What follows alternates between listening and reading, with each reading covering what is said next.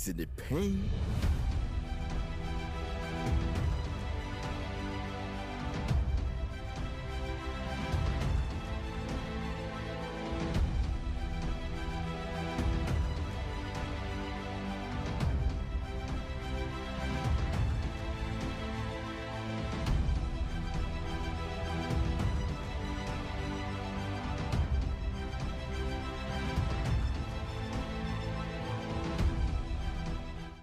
Have role models, and the role models, they are pragmatic ones. A pragmatic leader like Dr. Kwame Nkrumah.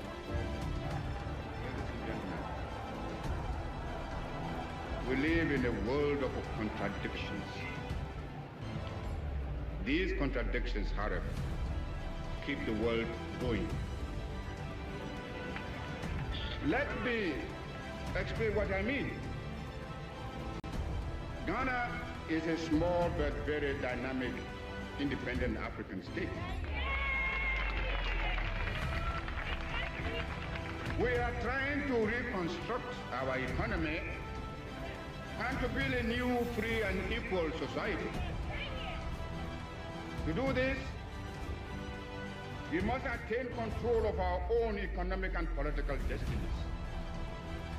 Only thus can we create higher living standards for our people and free them from the legacies and hazards of a colonial past and from the encroachments of neo-colonialism. When you look at the existing infrastructure in this country, about 60% of it was done by Nkrumah in the period of 9 years, from 1957 to 66. And up to now, we've not been able to match what he did. Our enemies are many, and they stand ready to pounce upon and exploit our every weakness. They prey upon our vanities and flatter us in every kind of way. They tell us that this particular person or that particular country has greater or more favorable potentialities than the other. They do not tell us that we should unite, that we are all as good as we are able to make ourselves once we are free. I go around the country and I see the works of Dr. Kwame Nkrumah, and he's been my role model.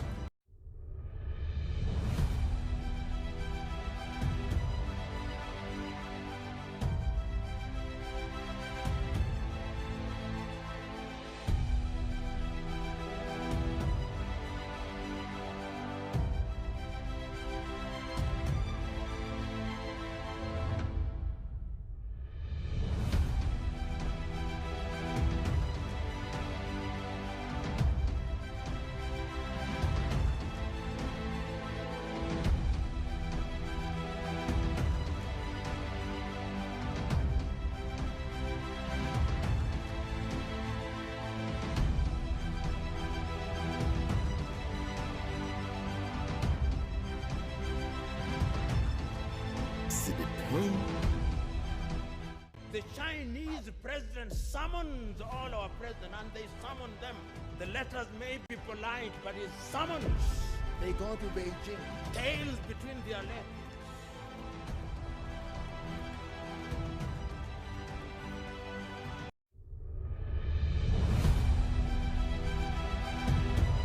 Kencity Media.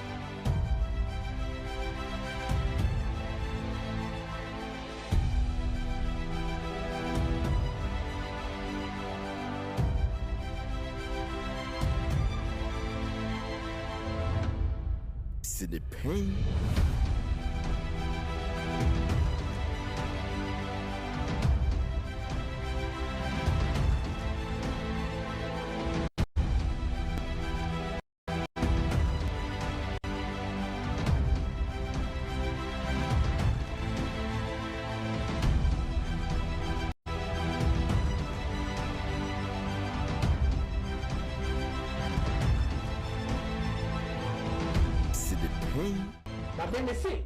I am not serving only empty and certain ground, and especially the youth of this country. C'est le Pein.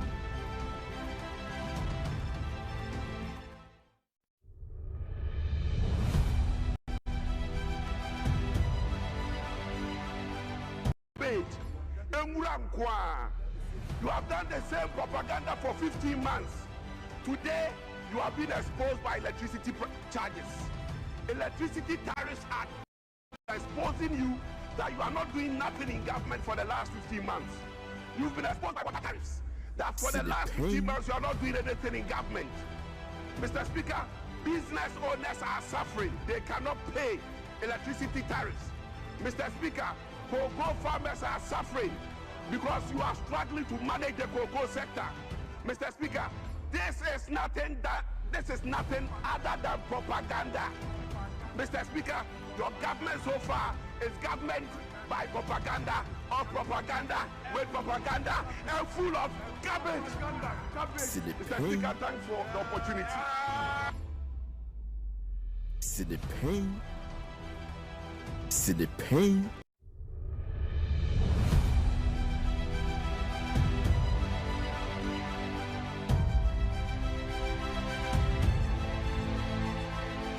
Mr. Speaker, the cocoa farmers, they have reduced producer price, and Erikopoku cannot be found.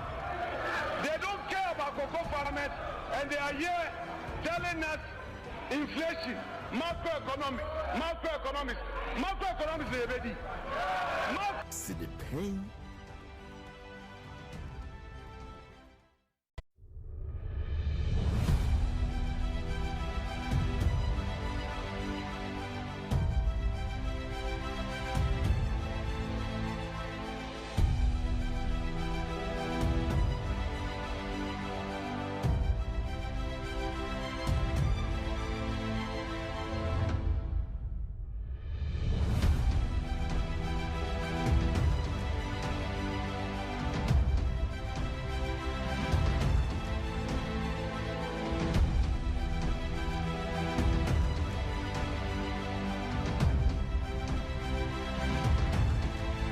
C'est le Pein.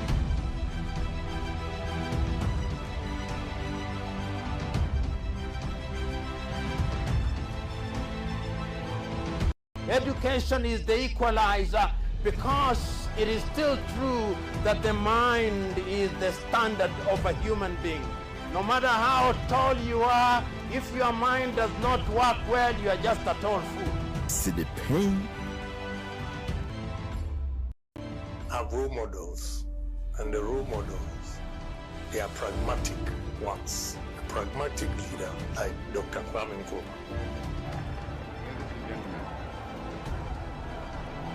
We live in a world of contradictions.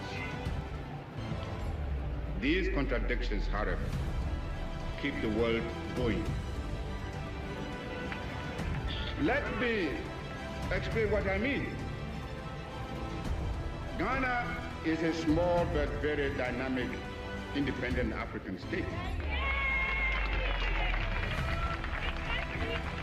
We are trying to reconstruct our economy and to build a new, free and equal society. To do this, we must attain control of our own economic and political destinies. Only then can we create higher living standards for our people and free them from the legacies and hazards of a colonial past and from the encroachments of neo-colonialism.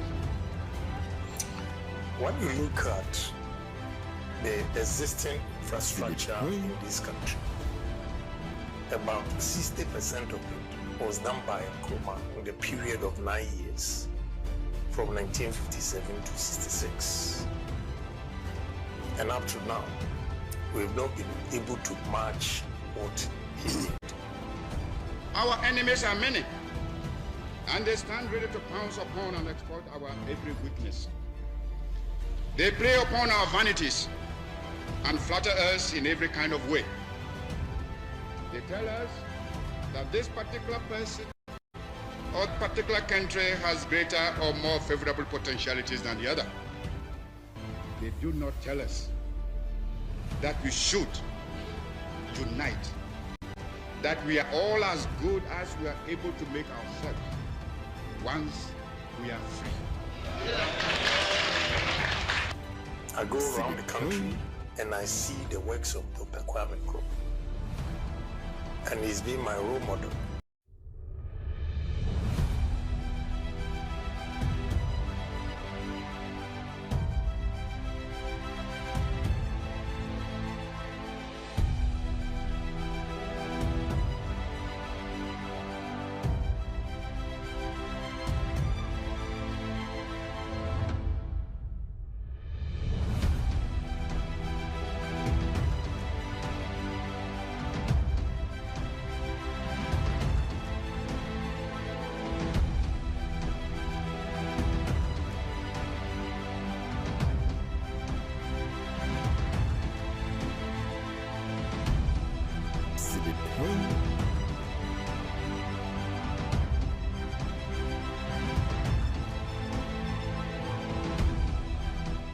The Chinese president summons all our presidents, and they summon them. The letters may be blind, but it's summons. They go to Beijing, tails between their legs.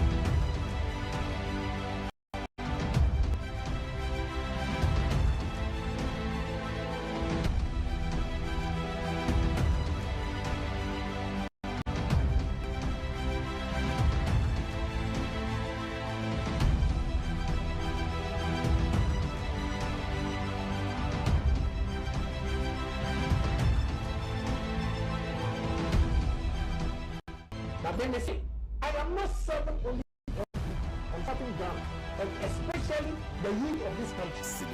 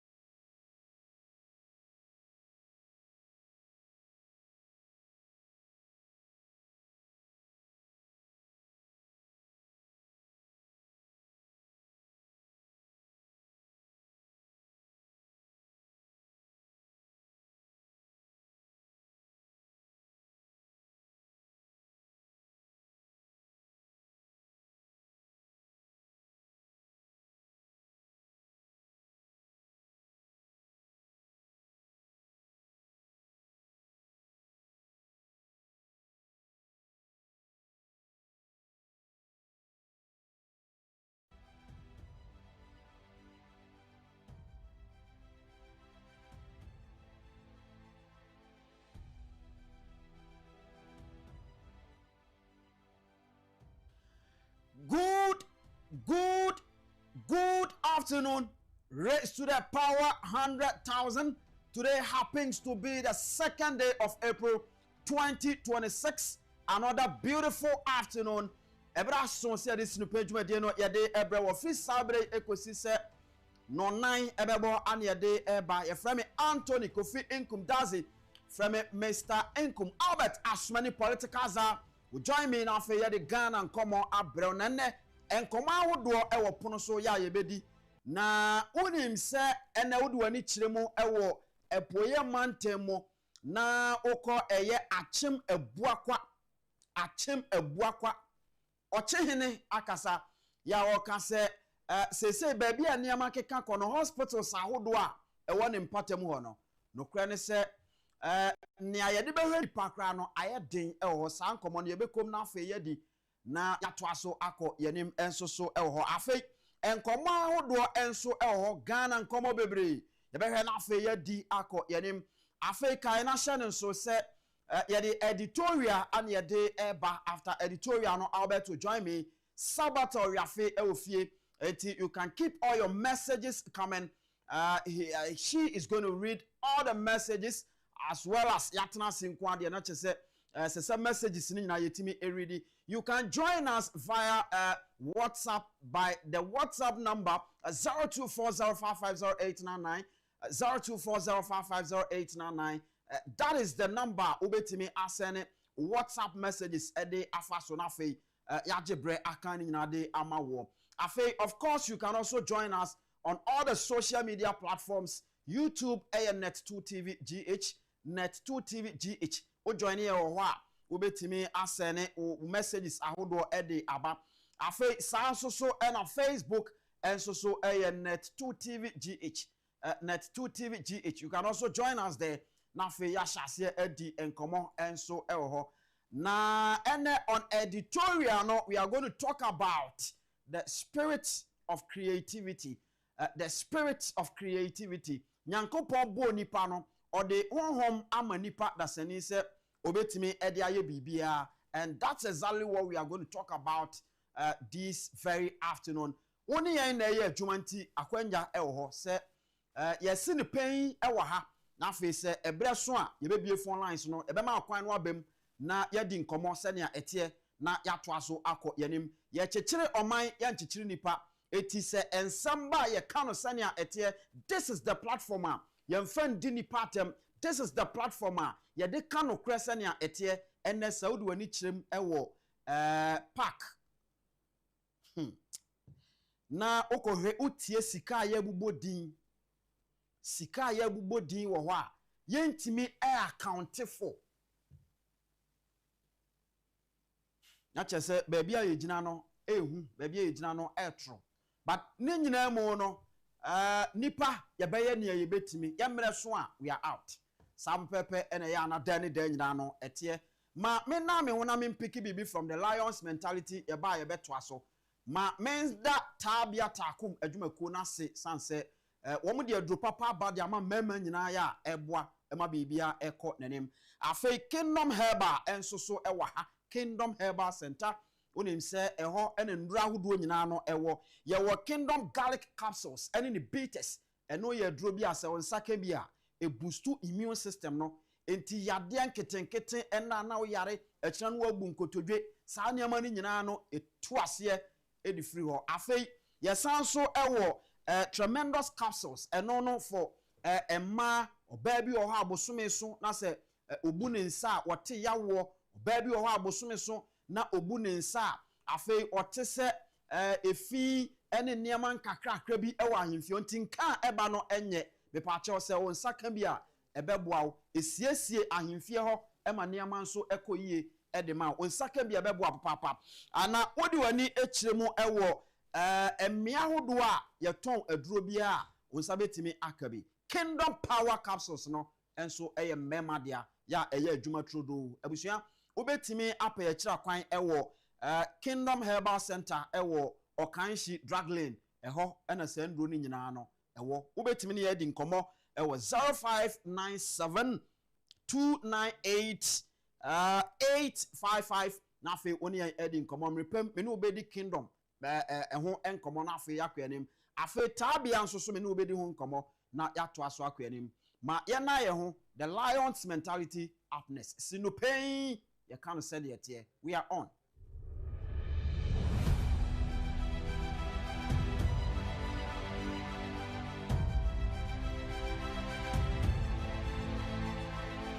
If you want to destroy me, aim well. Because if you miss me, I won't miss you. I have never hated anyone. I simply excluded from my life those who disappointed me. You talk to me when you want. I respond when I'm bored. I have accepted so many things that I will never accept again. You can leave my life whenever you want, but you won't come back when you want. I haven't changed. I just opened my eyes to certain people. I trusted certain people too quickly. That was the only mistake I made. I have no desire to argue with anyone. I prefer to walk away because I'm just seeking peace. I'm not resentful, but there are people with whom I prefer not to be in contact. I wish them neither good nor bad. They just have to get what they deserve away from me. I am grateful to all those who said no to me, because thanks to them, I did it myself. No one starts at the top. I will work to get there. Life sometimes takes unexpected turns, and I am faced with challenges that catch me off guard. The important thing is to never forget that a challenge is also an opportunity to grow and find within oneself a strength and courage that we did not know. If you watch this far, drop a black heart.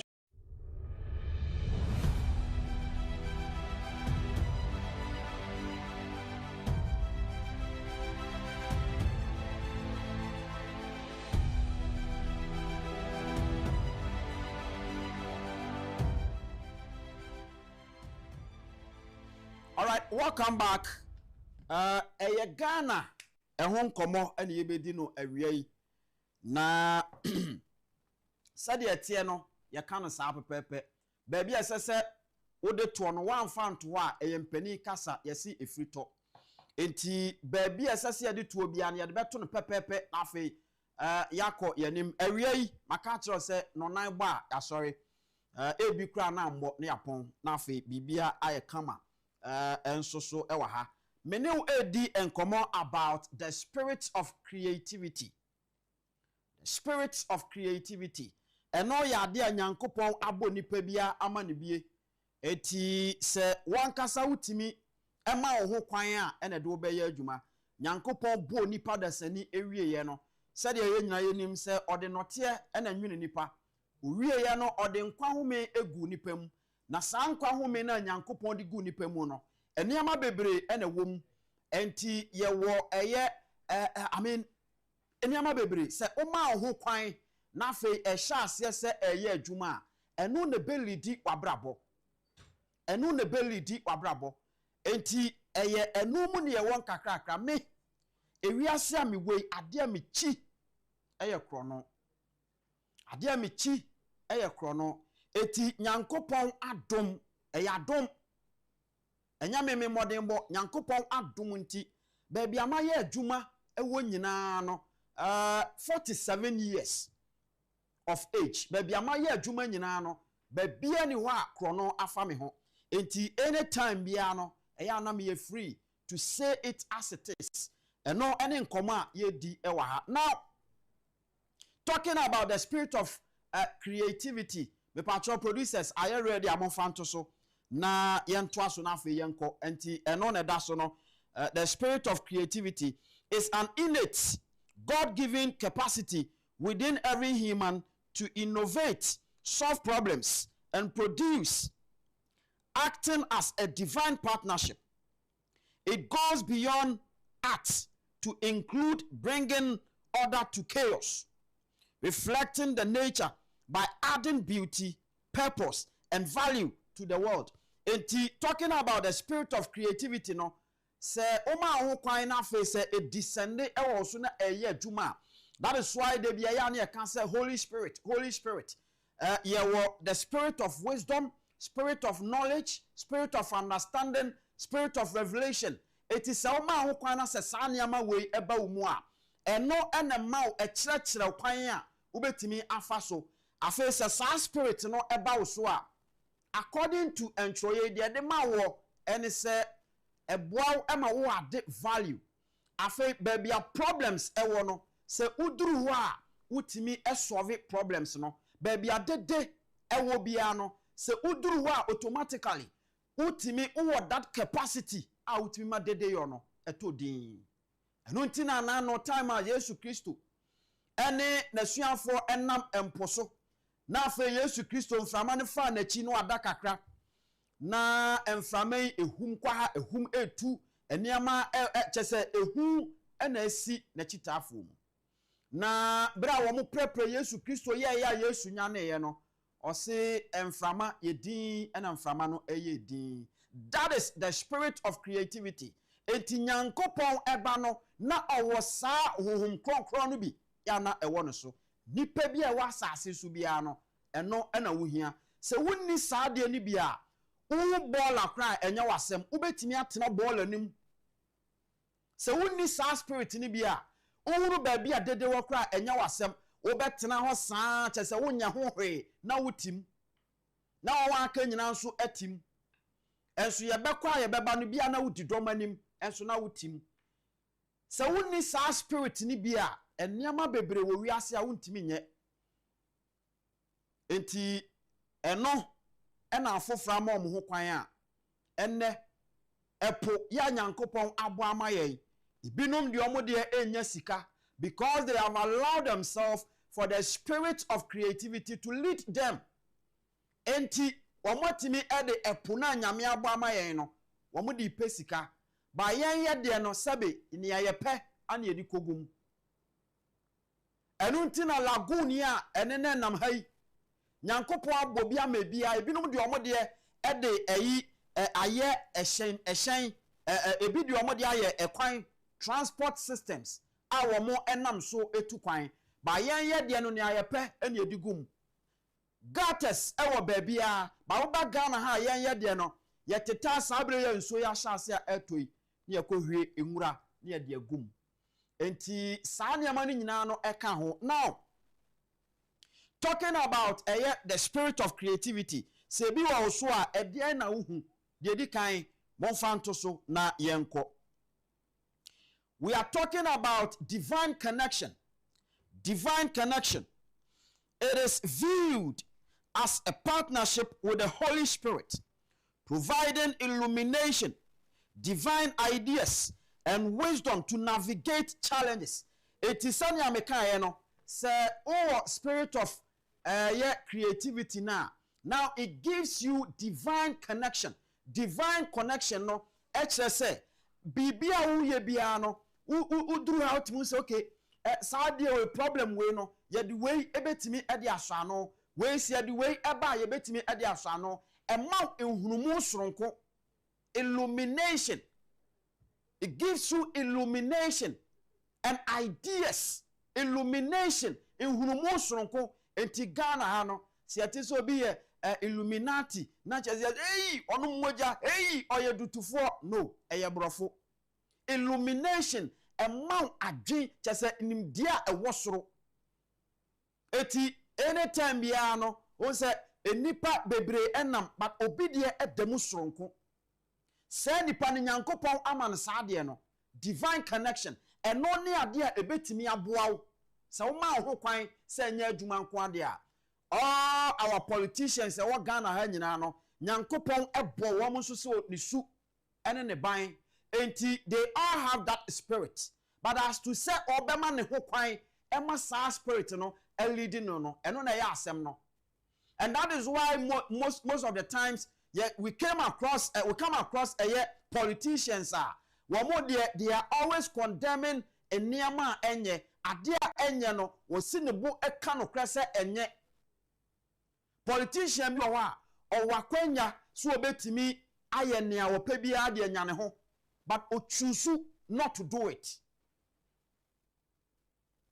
because onim say honhom na nyankopon ede amano no ono ankasa betimi ayusu saa honhom no create bibi ede amane ho eti sankofo ne nya nipa wo mani ebre obi ade onye bi a ope wanya bi a okọ ne baabi because onim say ebrebe so a he can create it nia eni ho no obetimi amanaba eno ne nkomo a yedi. Now Yenko number 2. Innate human nature. Innate human nature. A fundamental human characteristic present from birth and drives innovation, tool making, and problem solving, not just artistic impression. Talking about spirit of creativity, no, say oma kwaina eba so a eno a certain spirit a say ubie wa no kasa me pese me yes ade we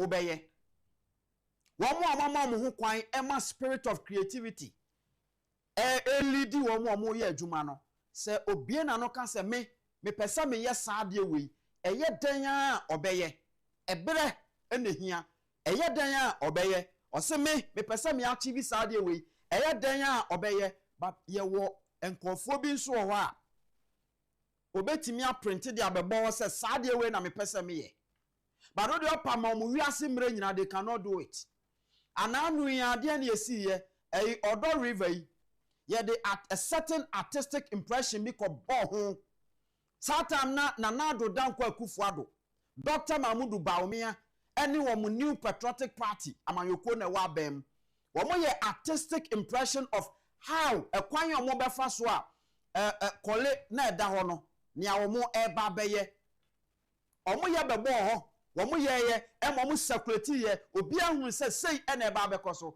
but what did we see amaso oko aguna suaduro NDC 4 time.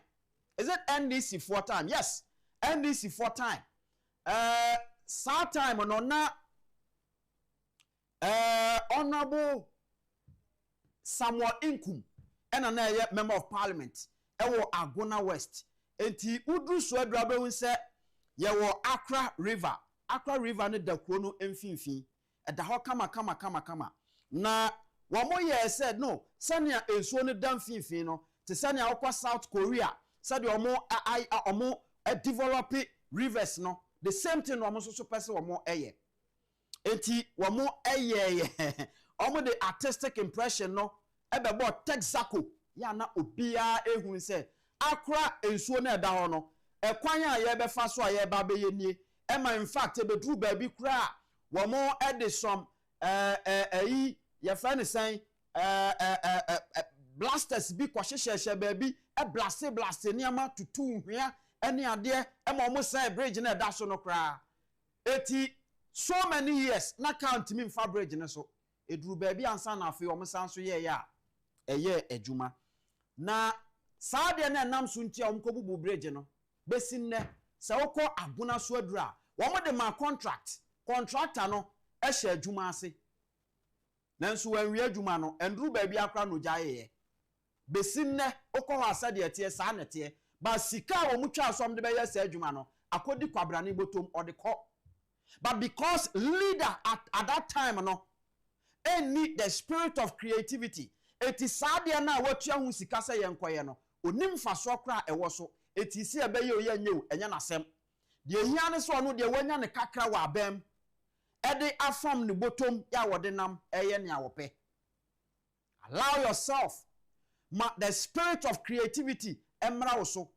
So one spirit of creativity eba also, you will begin to see certain enema one kasa nipa no betimi aya okoda kra dwene ho a wonte ase ananu na Ghana ene amaya hudo bi ye nyina ye discover oil in larger quantity the same year, but because these people allowed the spirit of creativity to lead them, womatimi ayusu sa oil nimu sika efri oil nimu eba no woma yusu ede aye enema hodo.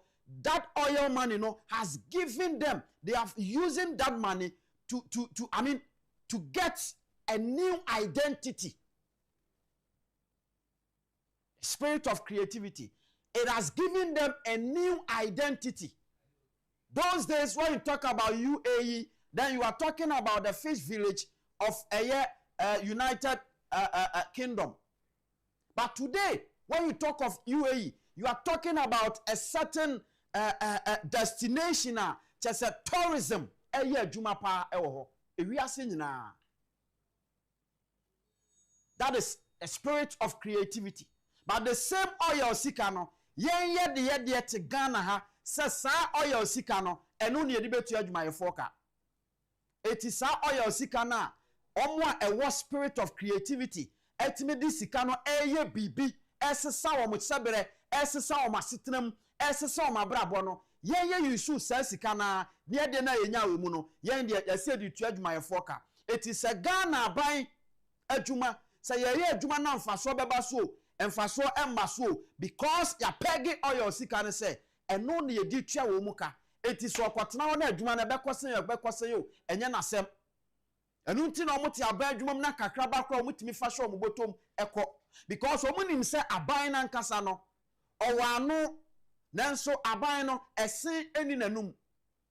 Eti ayedan ya wo ntimi nka kanya sa oko a public account committee. Document from Auditor General's report. Na so womo ehwem no omo di hu nkomo na ebisa nkofo sa sika we ye bosika di e dia na adekwa ye kwabra ne ntimi nka enna na nsa. We heard about 68 billion Ghana cedis. 68 billion Ghana cedis. Kwabra ne e dia fa ba bia ye nim ba bia ewo. Eti Ghana ha na ye won ye politicians no omu wie sika through national security. Because I want the security asem yen kan ho asem security matter no ene munya ne sa na sa ne de nenam eti we ne ade a ye hia e wo man mu. We need to allow the spirit of creativity to lead us to do what is right, to add value to resources anyankopon de amayen. And now no make bebo video bi wa ha emrante a wo mo eton kube. Na wakofa kube no afia kurase aba beton won kran awie no wo mu wie a kakra no mbenya wo mu no saa kakra na no mo sanso de akwakofa ka na ka abasesa enwura no enso akwakoto agu no waje wo mu sika.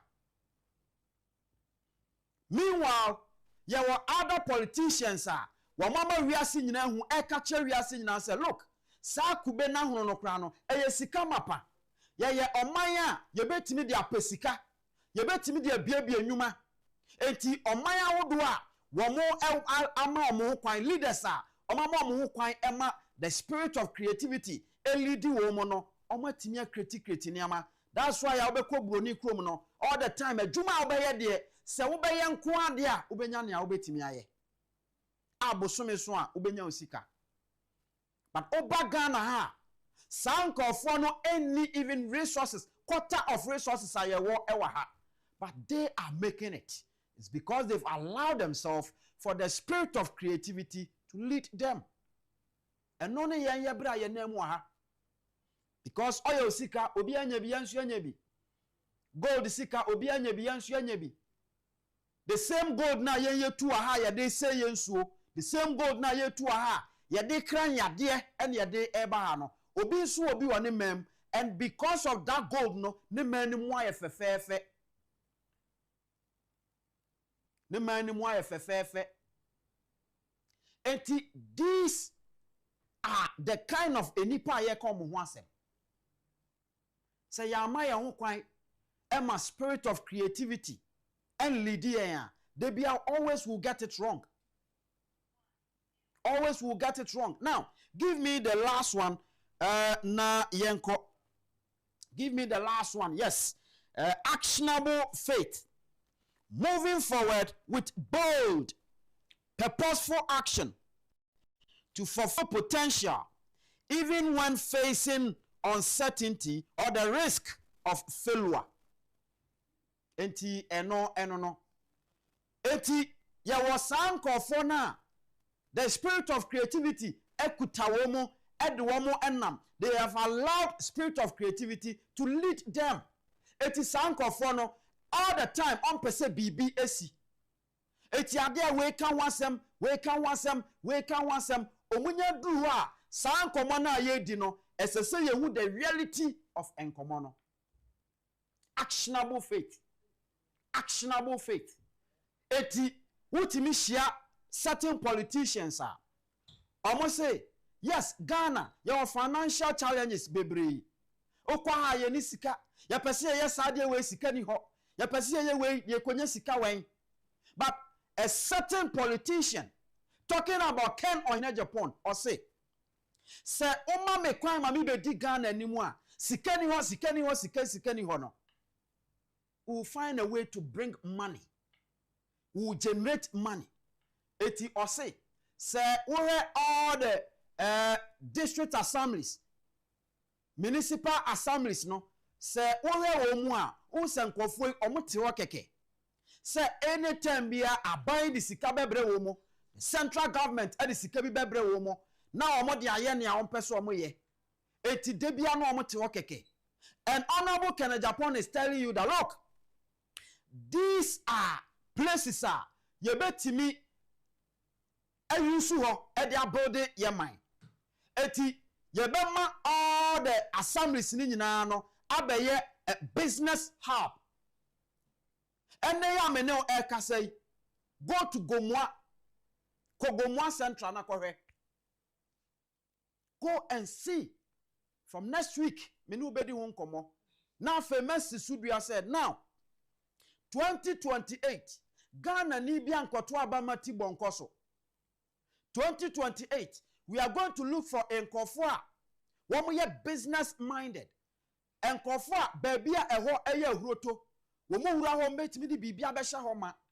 These are the kind of people a ye kwa koto aba e de ama wo mo in 2028.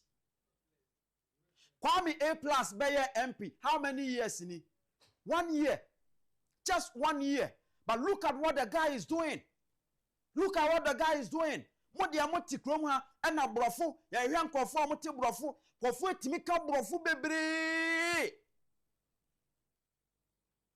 Ka brofo bebre ba na dwen no eye ketewa bi. Na dwen no eye ketewa bi. Mimi MP, ebedi MP so many years e wofo asa yerebi. The only thing our here ne say obema Accra House of Folk eni Asante Kotoko abebobo e wo ho. Omuwie no mutua teams ne ka no mde sika no koye.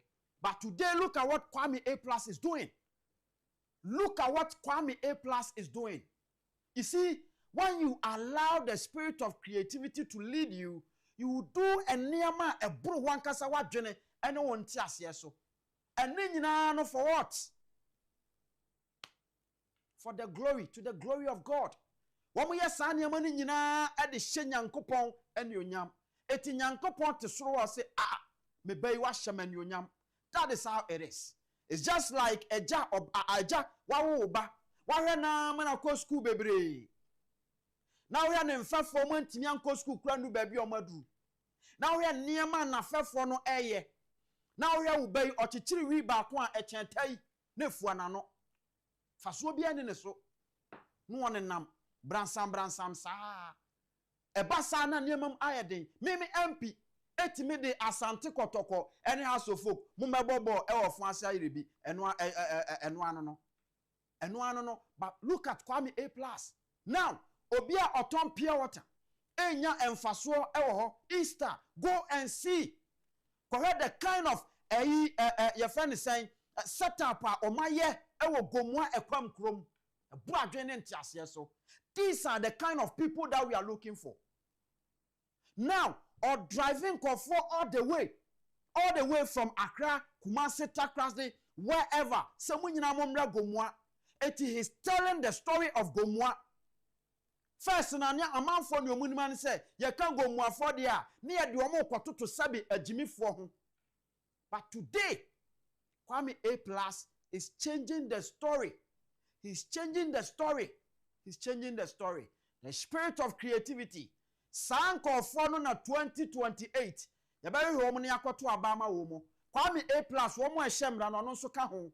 Yes, obehemra de. But after say wa shemra na wie no hot nest wo so mfa so pa ene say we ye MP wo so mfa so pa ene say be say 2028 ye be ko amanfo constituency we will campaign against them near two or more frisu because wo madwene na nya adwuma adwene no ne etimi ya ne say kambrofo bebre that's all kambrofo sa eno ano no bibia nsi na wo kambrofo na bibia nsi no obi bana so no ntimi kambrofo no obetimi ama bibia si obema bibia happy na ye bema we fa sa nipa ne ato atwene ene ya me no ka se Kwame A+ etimi abomodin ama or investors e de o makoho. He's telling them that look, sadie we ni epese ye every Easter, but se sadie we no ye betimi aye e ma na timi akonanim, ye betimi aye e ma na de mfaso aba. We need more hotels. So automatically Kwame A+ is telling investor now or person or investing into hotels and say there's another place here, there's another location here. I'll bet me edi your friend is saying hotel edi abaha na obenya so mfaso. Now amanfo a wo mo ekọ ho no after say wakọ ho awie no afei waba be hu say okay wo check distance now from Accra to Gomu Accra no enhye da enwa bebre enti say no omo be chance say weekends ope baby akọ relax ya no ordinary be kirem ewo Gomua. That is wisdom. That is wisdom. That is the spirit of creativity working. Ama nipa ehu. Now, I say uba Gomua no edian ena be kire say uba Gomua enti wo mo atimi I provided another space no just jump onto it and take picture. Na oko gina so a ucha picture ni wi a wachi we will see enkura ewo Gomua ni nyina ewom or Tony Crow. This is pure marketing, proper marketing. This is pure political and whatever, social, whatever marketing. Nipa na dwene eye adwuma. The spirit of creativity is working. Abusuama me na me homra na fe me ne Albert Asumani politicals a ye medi nkomo ewa ha. Ye frame me Anthony Kofi Nkum Daze. Frame me Mr. Nkum No Pein. Ye kan no senia etie. I am on.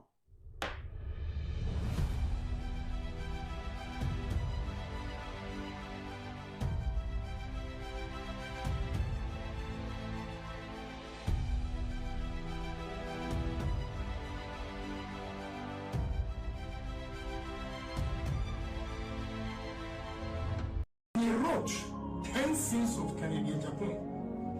And when you take them one by one, none of them was I defending my family members. I was defending the party. And they call it as a sin, so I'm quiet. Kencity Media. Education is the equalizer because it is still true that the mind is the standard of a human being. No matter how tall you are, if your mind does not work well, you are just a tall fool. Kencity Media.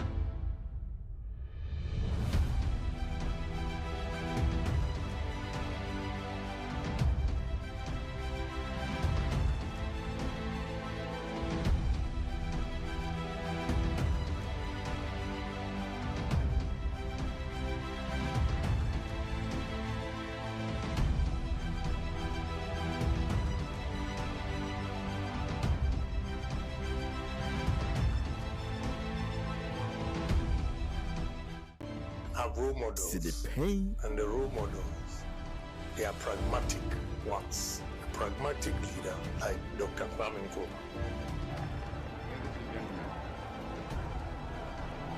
We live in a world of contradictions. These contradictions, however, keep the world going. Let me explain what I mean. Ghana is a small but very dynamic, independent African state. We are trying to reconstruct our economy and to build a new, free and equal society. To do this, we must attain control of our own economic and political destinies.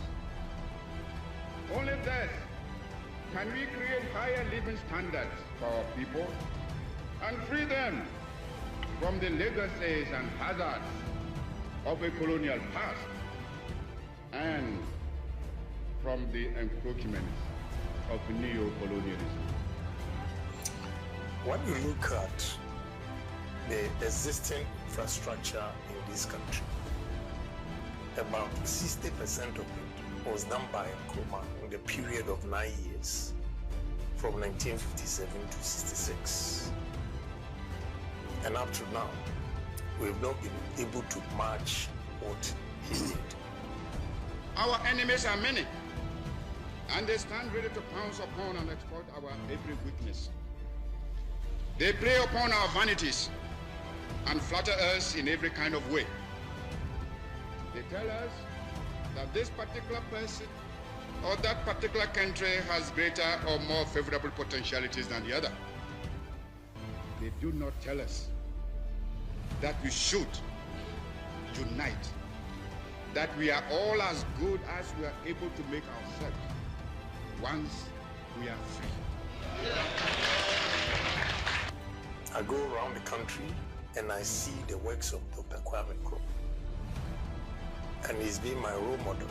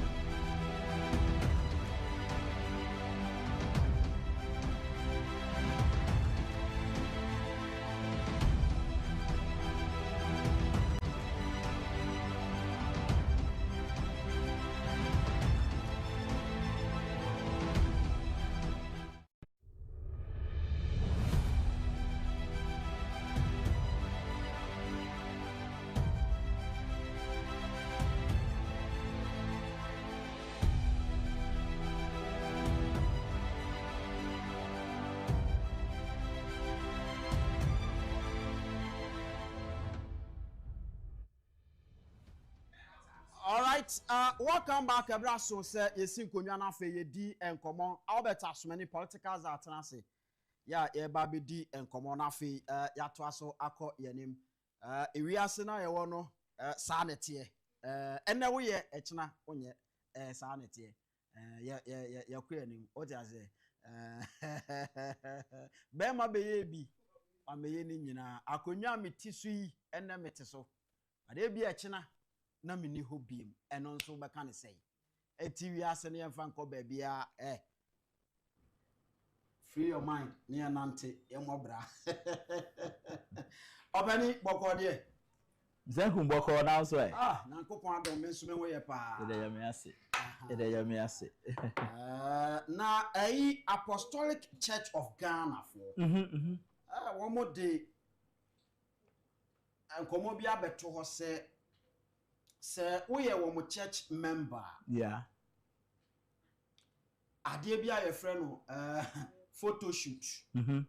Proud word your friend say pre-wedding photo shoot. Yeah. Untimi enye bi because ebi mutimi femfa mo ho wo mu twitwa ene saa ne ama no. Eti se we are apostolic ni nko ade ayesi jai. Untimi nye biem. Afa you may kiss your bride eno susu no ebi nkoso ewo ma sorrow them and susu adanya omo say afei no ma ko back akwa check omo values no no ma hu say saa ne ma no ene omo values no ehia enti sese no omo atwem e de afro onso so we asofo nyame ho sra ewo so asemi ujitum se enko ne saa Mizenku medance na menchia tiefo ne ahwefo nyina mizenku se eba aware a yen yamane ne yamamre mu no aware eye abusua ana ema aware na ye hwe sede aware ne asore nso Ayana and sorry ni bi nso wo enhyehyeye fa aware ho but aware I can aware dear. A sorry and aware. It is all called wedding crana. I was sorry them before so for no ebe shiraswon. I will be as a him for nom this. Why not they obey massa be me aware? A bassa is said obey ne papa. A sorry ejina. Now I can say a ye me assume sina me de Emma. Na Christo sumuno ene yemra organa ha as association said the constitution when you kwan say yetimi dom asori bia na se ku bia ye pe no ana ekuo no nso ewo omumra fa aware ho enti asori bi wo ho a owo emra fa wedding a ye ho but Mr. Nkum white wedding se wo ya asori bi ba enye compulsory se esese wo ye ana wedding no kra no eno nya aware o sa de ohu asori dem ho na nya aware ye mremu ankasa no wo hwe aware types of aware a ye wa ye traditional marriage or the ordinance or the friend Mohammedan marriage the Islamic marriage no asori feature was say types of marriage a ye wo no enti asori de mina menne sabatal ko SDA ana makọ sere sabatal ti wo ne papa wo se me pese me ware no ana mabusua akọ na busua ho na ya tena se ne ya gie aware na tum at the moment ebeji atum abusua no mienu agi atum ya ware but a Christopher nso nhyehyeye mu no aya na ye pese ya ware no ye nware ne tra keke esan se ye gi Yesu di nti no wo hwa a Christopher aware mu a usua de kakra ewa sa neema no mu a ye wo or the Christian marriage structure Christopher believe say aware ne fapem no esese eye Yesu Kristo ana ye de aware ni sini so enti abribia na sori ne pese ansa ne se mo betena se okunu no oyere no na wo de aba sori dem ama ye hyira so aboso mpaya ma sofo a ya gina tum organ ha se otimi hyira aware so hyira so na ye de ensa hye nkrata ase sa nkrata na ye sign wo ho no enya asori ne de ya ban de but aya na formality enti ne ye sign wo ho no enti aware ne gie na nkasa de se de meka na yabusua de na se apostolic church ese so ye member now die nhihie di na so person ware a ene sa enfimfam ne mfiano no ye mpa a misenkum eno no eye asori no strictly for the members enti se we a member of that church na so gi asori nhihie etum dia de meka ne se why adwen say apostolic na abekwa say they can say when you go to Rome you do what Romans do exactly enti se person ya apostolic ni dia na wa hwe say we efata apostolic ni we emfata apostolic ni enti de obi betimi aye wa asori fufuro mu no apostolic for so omonya I think say asori bia won doctrine ne nhihie a ode yefa empaibo ho me ma sorry ameko SDA mi ye wo ya ware nhihye enti se me pese me ware CJ a me ko CJ papa ho na me kotu ni trinsa na ye gi bibia bom na se abusua ne gi aware ni tum wia ma sorry so department we friend home and family life SSA sorry na me ko no me ko bo home and family life pani na amane na me bo ma sorry pani so amane na eho no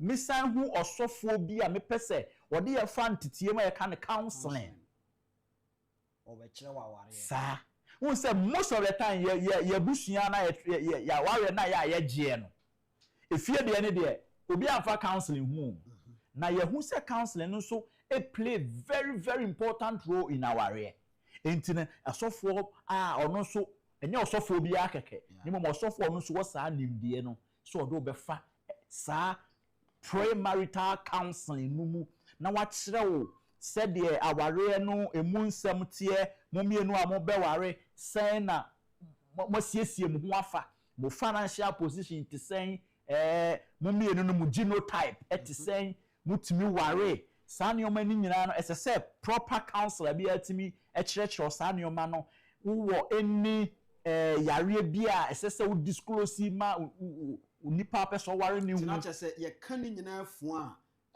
premarital photo shoot yes ene emfiano na nkasa de enhye de ne dwuma bia nti o mu yifi kra nya hwe chese Mr. Nkum enu mpo de yen Ghana for enka tradition ye de gigi enu na nsia na bae first na ye nyi no na me na naka chem se oba anyim pa wontwa photo enso ene oba anyim wa otimi yi na furu so wakoye photo shoot no de abeto abonten ansampo na wakowo yenye tete no oba anyim wa photo keke kra ofie se abusua hie twa photo yamani ntwa bi o but enema koso awon se ne nimde entra so aba bebrama ye mabunu no Mr. Nkum it's not because we've lost our identity yama kwan mo bia ba no be ofini mem e de na identity no or the behihye yeso kakra pa na me nka say we've lost our identity but eyesuatra Mr. Nkum se wo hwe enema ya na ekoso a aya na upbringing eka ho aya na hwe Mr. Nkum se oba onyim ebeji na fuso ankasa dia beto social media na oni unu ya ba mpotifie no onyim a how many times na hu na furu na onyim no that means we have also allowed the social media to influence no for the social media there it has come to stay. It depends on you see social media very very very positive aspect of it say asori o oman o edie o wo so be use social media boa betimi aboa say ohini bi tena se Ghana ha no so person use social media dey promote the chrome in fact say tourism say niema any po betimi areti om no TV station no radio station can do that and you have to know how you use social media to promote yourself positively. And social media is a good thing. Me oko me Facebook name me other social media. You see my family there, you see my kids there. Sometimes when we are sharing good moments, we take pictures, we post it on our pages. Obi so ohun ne ba ohoda. Enti I will not so I will not sit you know be kasa and say so all about to social media because me bad ho.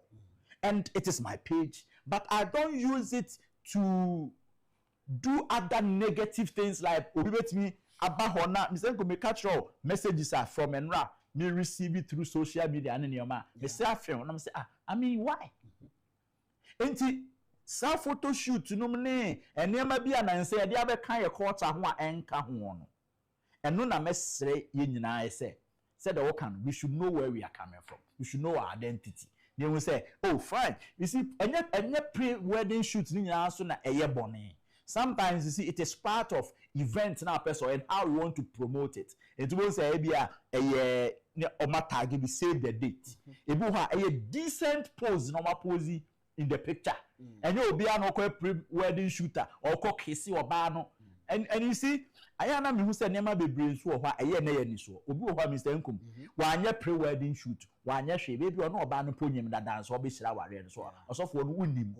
And say we shouldn't be too judgmental say okotwa okoye pre-wedding photo shoot no na say ne bone a wa ye no yen hwe how we will marry the two emma emabunu you see ye youth ni so eba na nsan no Mr. Nkum say uka say obe confine de wo nyina into your traditional name and bibra you lose them. What I say one day metisa sofo bi ni teaching sa oye no na sorry the pulpit no jina say no say obi am pega ne bible or the bar sorry na nkofo kakra bi ne kita the Bible that we know, the book, the Holy Bible no. And other people are paying on phones, no tablet. And the pastor was so furious. The near break, and a mono, Montina Musomase, and a Mokita phone, a more for Bible, mass sorry, and near my woman phone so like long and short. And he said, "Say what bar sorry, na say one fat the hard copy Bible na ma." We now it was see. So such a pastor, you should see his mentality, where he's coming from, and titia wenya. Say, Mr. Nkum, oti how I true Bible was here. The original Bible, no, Mr. Nkum, nenti say. Yeah. The books were collected on scrolls, some on tablets, on wooden and tabs. The 10 Commandments now Moses kwaje by and never Bible. But ye kikani na bomu on a scroll. But hard copy Bible it is also as a result of advance in technology. And you now printer, any ink, and the printing way. Because our Bible now never hold that down. Nenye printer and print it.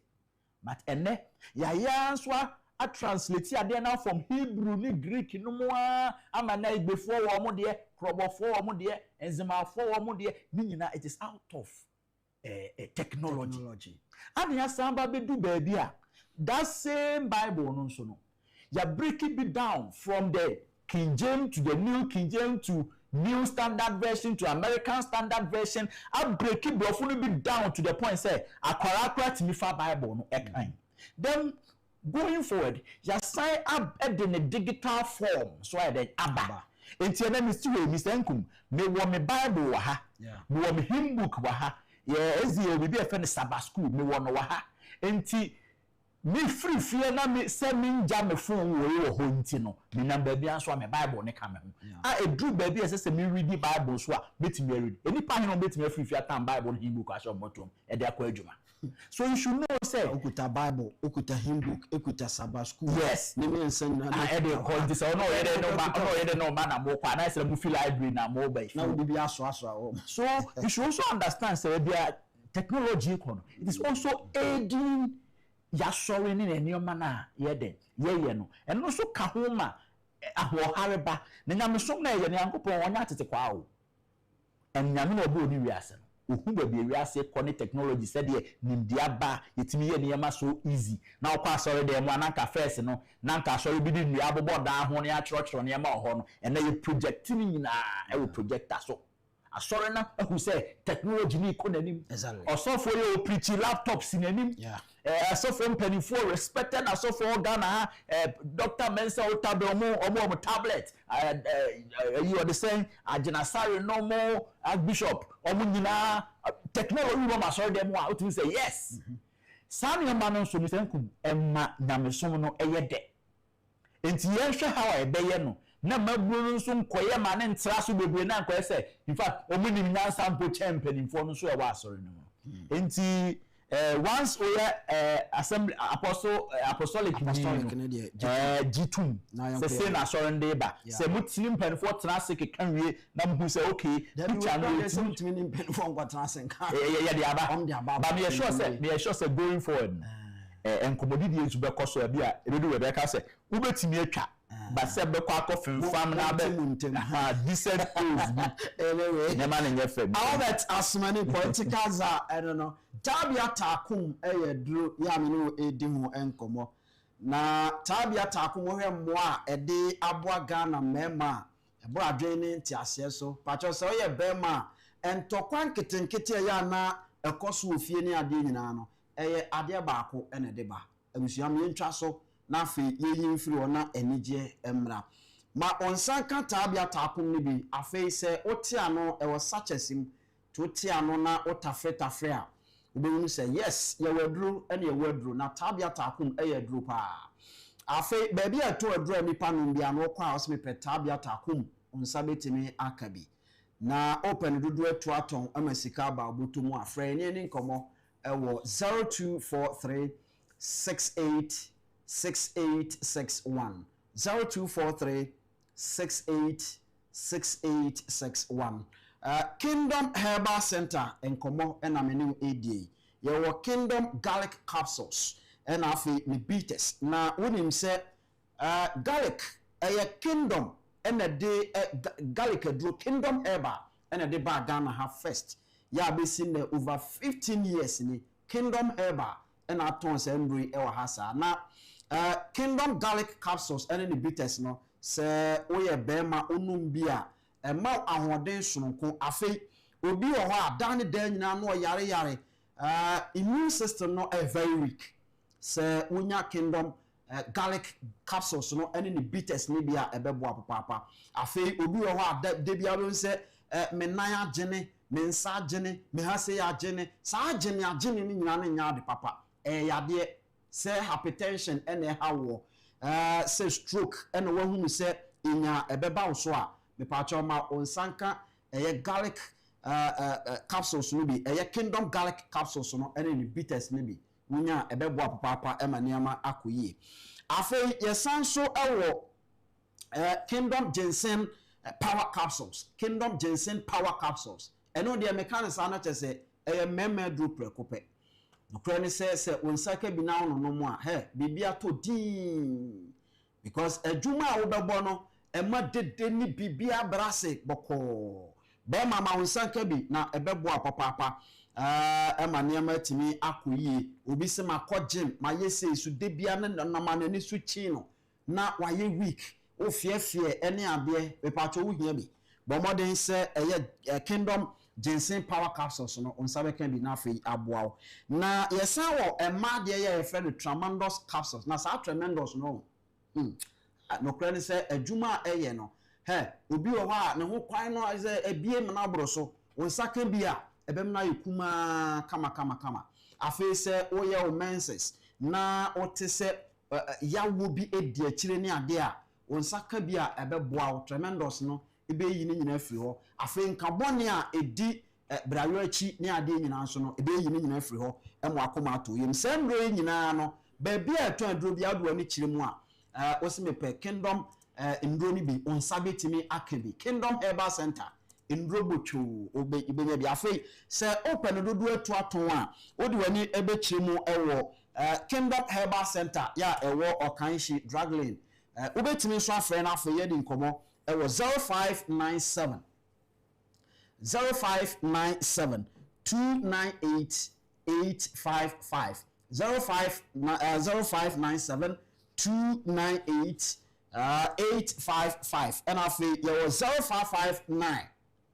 0559 761 144 0559 761 144 nafi une kingdom for indi enkomo kingdom osi no challenger ono na so asene we ni adwumaku a omo eboa ema edisini pedwumade no yade ebrewo ye frame Mr. Enkum Albert asomani political za ena me no edi enkomo ebre so ebebie kwam ema onso so afre na afre ye nyina yadi enkomo akọ yenim na ma yenko ochimemu na yekọ ochimemu a yekọ achim ebuakwa states ana achim ebuakwa eho ne yekọ na wanyina woda ano no ana se mahene ya wo eye osagefo amoatia oforipani na ohene popopo akasa adanya wose okone manu mu a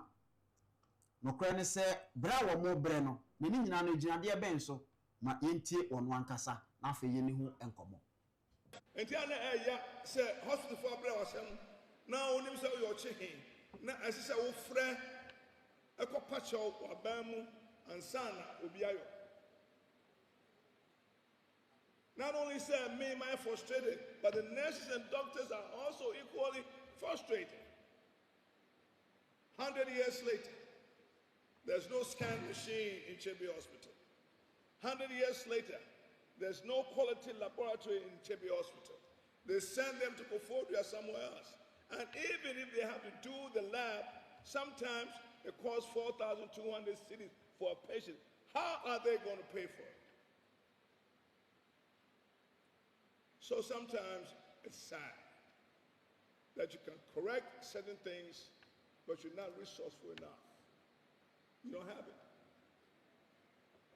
And I just laid out what he's done in the health system, and I'm aware. He appointed people to take care of this.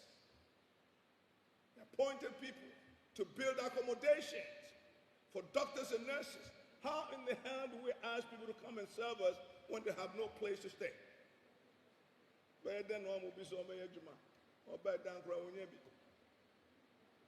Doctors have left their families to come and work here. Young people. So not only do we talk about what could be done, but you talk about what you have to do. Action. Do it. I believe in the Nike slogan. Just do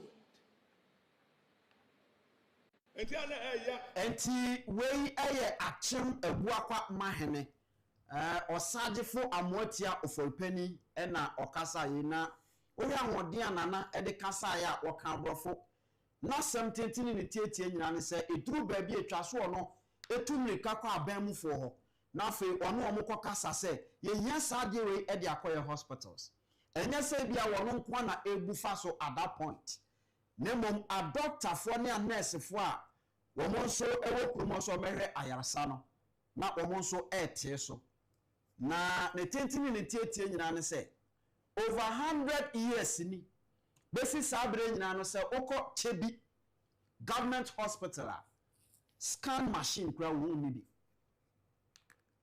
afei eniema wodo a yetimi boa erehwe nipa ye ni bi omo lab wankasa ko a imfidie ni ade a esese lab bia enye bi no ebi ni ho na etoda kra dia eya eni se ne manfo no yade ka wo mo na esese bi a wo mo eye nhwehwemu a ekwa animu a ade so wo mo fo car from Chebi to Koforidua na wo mo Koforidua na ohwe e car efrimu ba iduru ba bi kra na obitimi boka over 4,000 Ghana cedis because of ayarsa ba akopenti na ade ba ko so etwa ne nsum ene se obehwe no ne yama a nurse for a doctor for ye de wo ma ba ho so mo mra meye adwuma but nipa ye de wo ma ba so mo mra meye adwuma no edan kwa wo mo be dem talking about a staff quarters kra no ebi ni ho eti sanya ma we nyina no ya ade a ye keka bo mu anokra ni se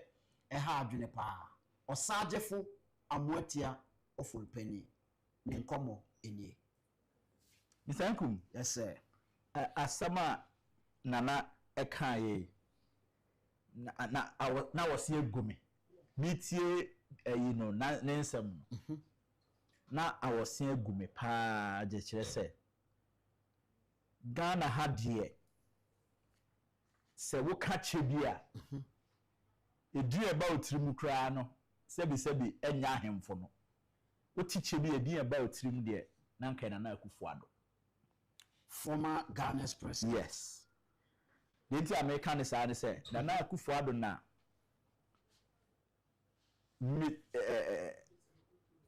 oma chebi di no course in the world map because e hodo fi yeah enti ebe mo nwa se sapa na tie dia na eya reho say enne 2026 what it has to take Ochi Nankasa to come and even complain about the poor health facilities at Ewochebi. Na nidie mu baby sase na time na ne this year edi mampani kum hai tama na akufo-addo ono ankasa ne twotwomutwo eye mampani wantumi na antrase ankasa kwaku aha na wufi eniema wa hai wanya hwe amaye kra na ye wie maye onizangum eniema bebre na amanfo na wa ban mu na bi fiche bi no ma wa busuafo fiche bi ekoye na akese wo chebi koye ultra-modern sports facilities bi ni ade wo enti no ma hu de ne hia wo hansa na mkoye de fatai gomizangum se wo kromi eti ho na se wo ni hospital I don't see why people should request or agitate or prioritize football pitch. Na se ebe bobo ebe tuntun ye na wo bobo no na wo pra wo de den a champion na de kwatechire wo nan ana se wo ko scan a wo ko da straight fi so na scan wo fu ana what I say we brings us back to omampani hawa esese wo hihye wo priorities na me de enye se omampani as per se se wo be di mampani at se John Dramani Mahama tisui dachi bia last time tia na me boneti se wo bae bole wa anyehwe se nyafa se kasa de wo fie ye no na enene sen so be di mampani na be fees wa ko na wo kuro mu want to me anye or the say hospital enipa ne yare a obetumi akɔhɔ a na te sɛ aboro kakra ya bam because mampani magana na wɔyare a ɛma chebi nkwa ɔyare na nkɔkɔ hospital chebi a ankɔbɛyɛ because ɔmo te hɔ no ɔma dwinyira nse yare a yɛbɛkɔ abuchi ɛkɔ UK na ayɛ honorable Ken Council bi ɔsɛ mi bi ɔkɔ kuma se kɔyare ɔkɔ na hɔ ana ɔkɔ hospital mpanifo bu bɛsɛ wonnim donkoko a adeɛ bɛkye so enti misankum sɛ woyɛ mampani ma Ghana kyɛ bi nka Ghana ho ana na misankum ɛbɛyɛ din bɛyɛ mama sɛ kuro a wofi mu ade bɔ ho asafo hene sɛ akyenkwana na a wode bremu na wonom na akyenkwana na bɛnya opportunity bɛdi mampani na wantumi ama akyenkwana na nom so ani dey bi a ɛnɛ ɔkyehene egyina ho complain say common CT scan machine bi ni ho enti obi bɛyɛ CT scanner agye okokoforidia. It is an indictment on Nana Akufo-Addo ne Watachianom ne the obedi scholarship secretariat here no MP ohoi Kingsley no nyina Kingsley Agyapong nyina the onenam koko it's a shame koko politics no one sharp it's a shame hey edru baby na Ghana 2 million ahyechebi 2 million e wo Ghana no na ahyechebi because president movie no okọ aye kura wo chebi a na asante bebi atuo ni atachie ni Akufo-Addo ni Gabi ni hwan ni nipa nyina na hye mi na kuro na mode tuku na mode kwa apenda ni nyina no na eni CT scan wo a obi kra nyam no okoye CT scanner wo tumi ya na obi wo na say ana papa yi can say they have 4 health facilities ewo chebi enya constituency ni mu nyina po no account to be specific na Akufo-Addo kuro chebi nko a for am free wifi on misplaced priorities oka primary the Abraham Maslow hierarchy of needs wifi and car food, clothing and shelter. That is the basic needs and the shelter no the health facilities form part of the shelter. What I say? And to say what you can't provide the basic needs as MP, as Omanpeni for a Kurankasa with him. Now we say, why were the people so proud to say we are Omanpeni? Not just say a fans can no more days so a Hana Manpeni fee, then so now common anti agenda 111 and Akufo-Addo to schedule so the year. He could have so prioritize this Chibia, commit me. The Akufo-Addo so see hospital with Chibia. He doesn't need any money from Ghana. Personally, he can build one for the bottom see hospitals. Now, no, okay, the point in the bottom see cardiothoracic center 37 or the CC as in Dompe. Say Ghana, I know Siman. What I say? Enti say obi fi be bi mpoti bi ni sika be ya de baby a mampani o pese na Akufo-Addo pese o si ultra-modern hospital personally a baby na do adru anko ntumi nye ana anko ntumi nya obi mpo sponsor say yensi hospital nsi chebi nda meka say omo fi chebi ho no ana omo ye mpanimfo wa ba mu ana bi da so ye mpanimfo no omo nyina yare a they don't even go to hospitals in Ghana. Ghana. Yes. Na misanku wo kaso bi omte Ghana se de wonim. Sa ankofo ye ne nam krom ha ya o ma je Agyapong krom ha akenten so a o mo nam ahwehwehwi ka bo muntum om de dami. Common checkup. They don't do it in Ghana. Or just normal routine checkup. They don't do it in Ghana. Nan kan pese wayare ya hu se ne ba bi dodo no. Says one quiet surgery or any kuma on yet. Enti ene won say or to say yana or saje for about here for the penny. What be expose you nyina? Why expose you? No, as some okay why expose you because Nana Akufo-Addo fi aban afea ne ene womi ba say afe ne boso me ensa. Na say mampani ko mu kra ne CT scan ho lab ni ho. You need hospital facilities or the doctor for how many baby na it's a proceed doctor for coach you almost monko. kura mampani efim a wo be di mampani 8 years eno say bisa say e kroni mpanifo no kura nso antumi ne omampani wo mo de hye na antena se antre wo mo say antre ne say eniema say na atosi kom antiye maya na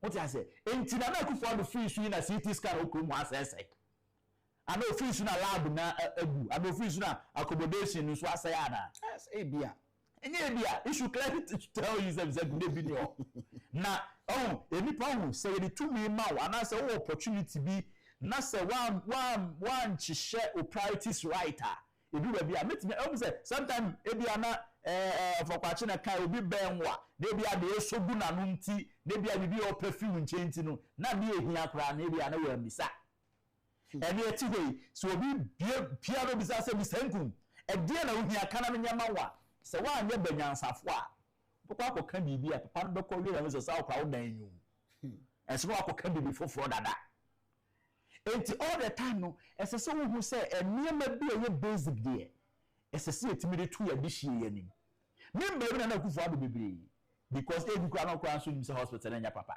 because e bia na wanko ba mo a muti krom ho ne de ada bia na mutimi kon hokosene nanim adom no mo de hospital no ko nanim no anye ana se na mo pedibi foforo nti no e ho na mo nso ma adwen ewo minim asem o chini kai say was an appeal to the private sector whether it was an appeal to the government we dey me sure say to the government they and the enkum and na enyenyenyenyen because he could have made the same appeal to akufo-addo when he was the president aba say ebre na ade na duru ho eseso there be see na untimi nchire me say tan akufo-addo ye president ne there na facility health facilities na o chebi na papa na na kra ya bona man oh bisenkum I doubt afene bia ya bona man me say I doubt you see I say yes mpanifo bu be say asebu ho ese o chiame ano ana asem bi say o hena no sa asem a na nankasa asena no a working senya de a aye pressing need a ankara nankasa anka ho asem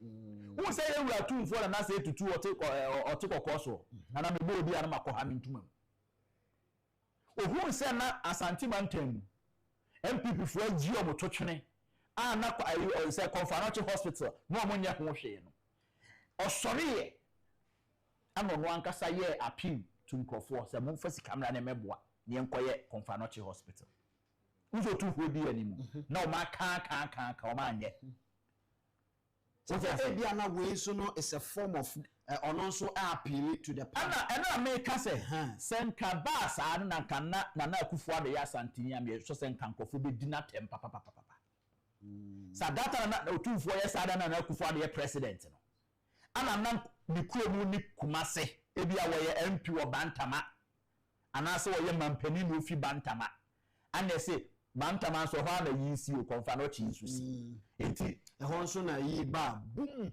ai free work Florida what you say Bantama ne bo osni bo top kana na do I say cause afa yeah kwa na ye sisa no 92 96 na ye to aba no na ma me bi wo area o MPP ni na ye bo ba ne saa otni bo wa if you say hey Bantama constituency MPP 11,000 NDC 1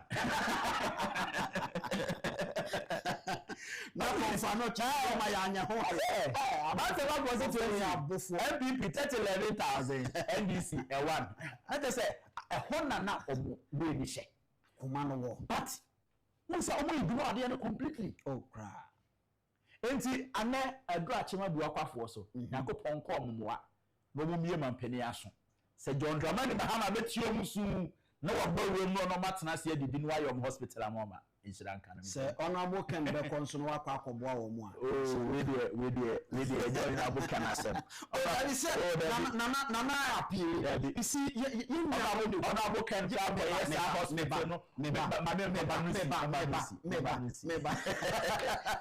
is that the best o kan kasa bo se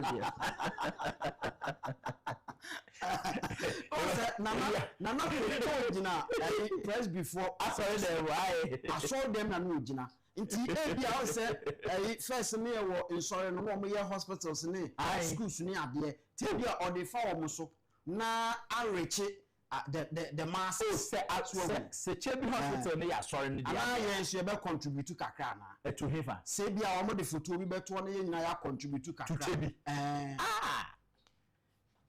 Misenkum Chebi hospital me I'm not against them Gabi obi anti Chebi hospital say Chebi for start so Ghana for major contribution and major Chebi hospital pa dia and the no money mu ade sir when it's a same come na akufo-addo by force straight na we that be we so me that be ma me we wan koku ayi amoye e wo Chebi be die tu masa nya ayom hyehyɛ masa me to mo be di Ghana so di tumia ma na Chebi kra ye ni lab e dey malaria testing bo wa we opese Ghana ni bi no ma meye e contribution Albert asumani political za na me no edi enkomo abusia bra so se ye bi phone lines na fe ahefo na atiefo nso bam na edi nkomo menim se okan wa santimantemo ash 101.1 sanso na enkrapompuni mantemo oman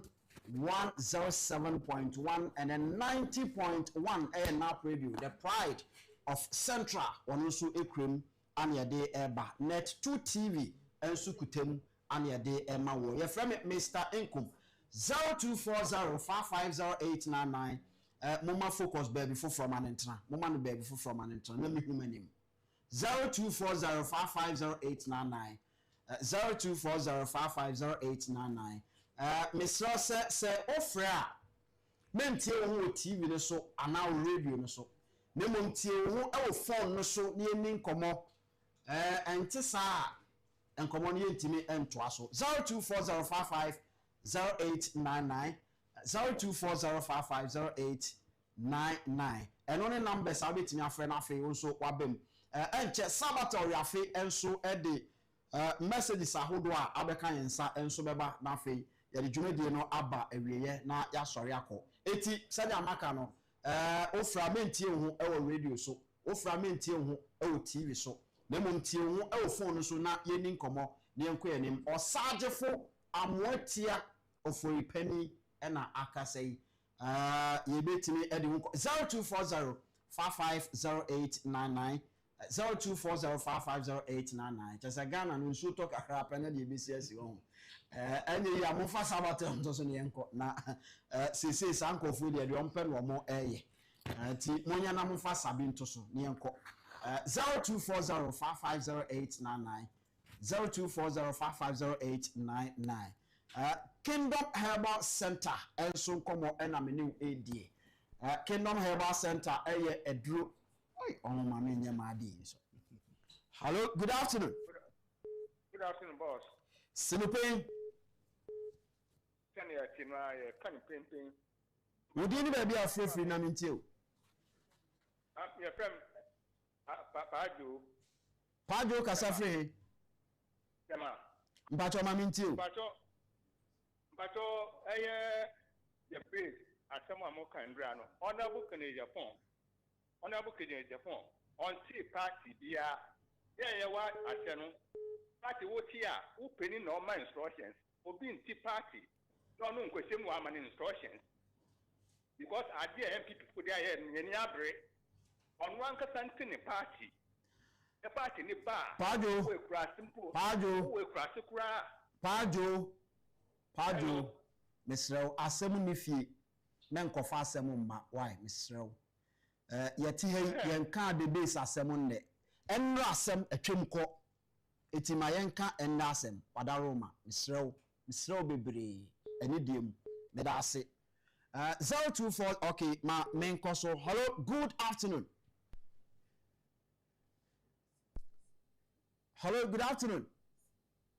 okay wono enti owo so anade me hu de eko okay eti Pajo kofa asem e rade nyame edi ho hello good afternoon Good afternoon, sir. Honorable. Opani, within the baby of free na minti. The friend is Ivan Rishi Adeba in the Catapra Sama. Ade, my uncle. Oh, I never hope I send that crew pa, na hospital, the camera, and achimfo no kwa mfo kwa utu kwa mu kiase ti de ani e kan goodness te se ni kunya nya ho ri na achimfo no mo si party nya mo dia da kwa iko se no na te de mo ti kromo na de mo ti bi nti se mu kromo na na sikana mu dia na mo fa se mo chese attack ya so no e kunta de mu onka hweke da po hwe da ku kromo e da ye wesi ani ba wo de bo wo man mo be do wo man so extravagant people so kwa de go wo man we sanko fu mu nyina no ku firi se bi ati wo se ko kata kwa na me ra wa ti ati mo se mo pis ke nyina go go bu se ani ti me mo fo ne bre me ra ho ka wo fa da menso me da se Emmanuel She Adebayo enso eno no. Hello, good afternoon. Philippe, ya kan say dey tie udi ni ba bia free na mintie o. me de ya bene wa kata fi osu. Ya ma mintie o. Me fi sebia pepem na MP no fi sebi e de kwa pepem e kwan ya sei. Na no me ma me ya de ni ko sebi hospital. Ye nya bed and finance. We na ya shi ato aba. The base is coming. Bye bye. Menso me da se papa honorable Kencity Agyapong bo modern say obetimi akona sa ade wi wakoso ano kona koye ne jai kokko ase politics no na moa na mokra moye tete politicians dodo. Hello, good afternoon. Good afternoon, thank you. No Pein. You can send it to Would you need baby free opening na mintie o. You refer like you like a asking for Achim kusi. Asking for su padama mamintie o. You ya da super party board man na tu won koso na mo board and speed no dey. If the focus ye board am prefix. Oko asking central one aboke da ko why ni krum why do bu road at ni krum as for say price. It is a na akufo-addo abedi president 8 years. Only krum you ntumi nya hospital bed ma ayarefo na ni krom hune pay say benda boadia then it's very bad because in 24 say about them preach eti ebesere ni krom hospital na almost no mu yo ayaresa ni ma no mo fa ko mo no mo hwe no mo nya because o mo ka say ebesere obi no betima kwakobo me da se menso me da se 0240550899. Hello, good afternoon. Hello, good afternoon. No Pein. You can't send me a paper. Would you baby free na mintie o? 7. I'm a molly for what to say, my mintie still. Oh, Yamiadum, and the base, Ebabantino. Yeah, Solitary and Yaji said the base, Baba, GFP home. The base, Madia, and I am on the account, stationary, the base was taking you.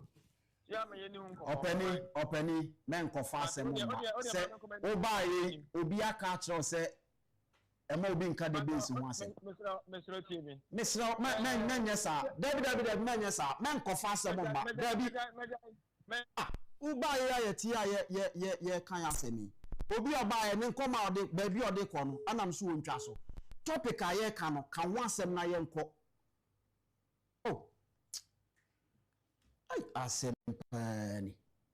Hello, good afternoon. Hello, good afternoon, No Pein. The car is at the chair. I'm watching because I'm fresh again. Ya watching.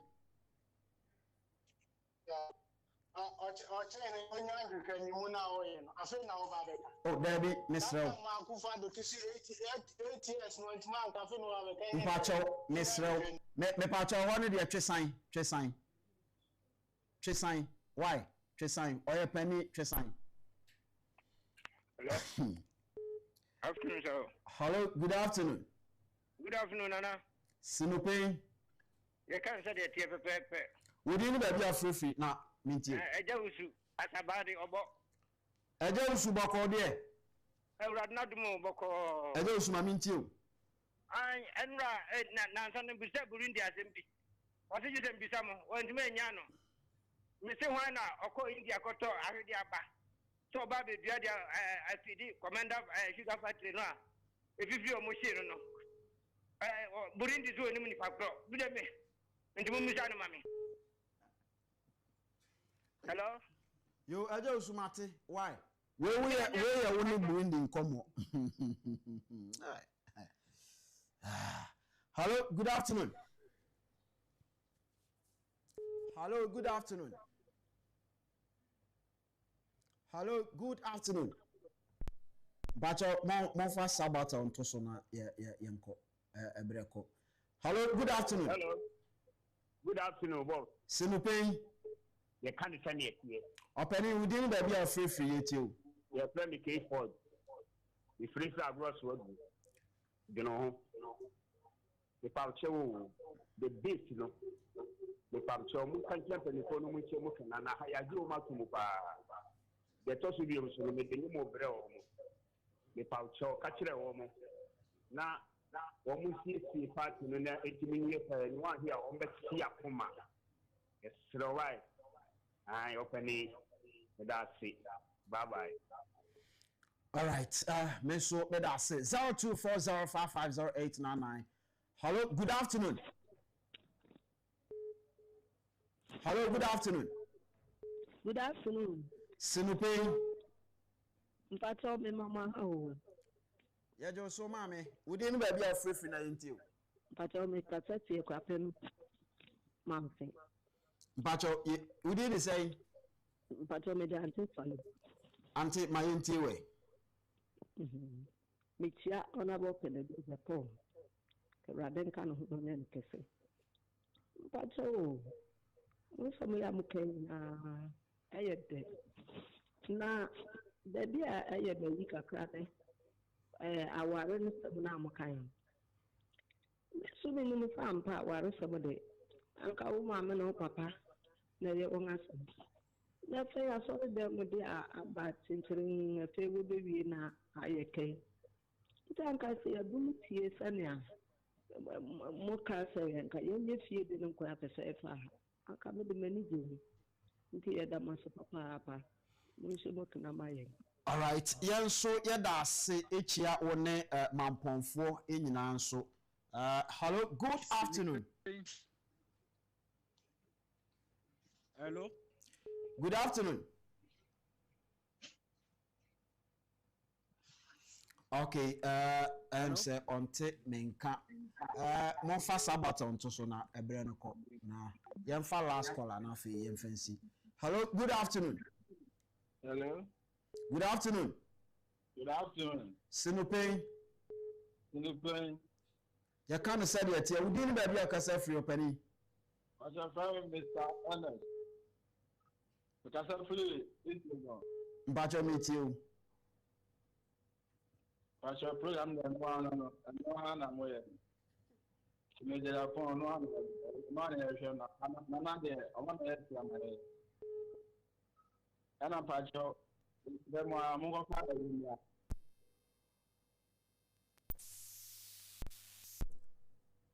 O se yan kofa wan mra. Oh, okay. My last caller na yan fancy. Hello, good afternoon. Good afternoon. No Pein. Good afternoon. Good afternoon, No Pein. Hello. Hello. Enso to krom aka krabi pani anya asem. Ma menko sabata ho na afi yemfa messages no na yenko.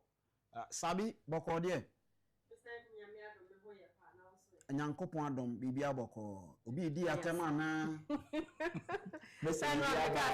Eno amekazi bisamisa no amisami ha na obisam. Obi keka bi kire ya na. Oh, kakedi. Oba bo se message bi abara.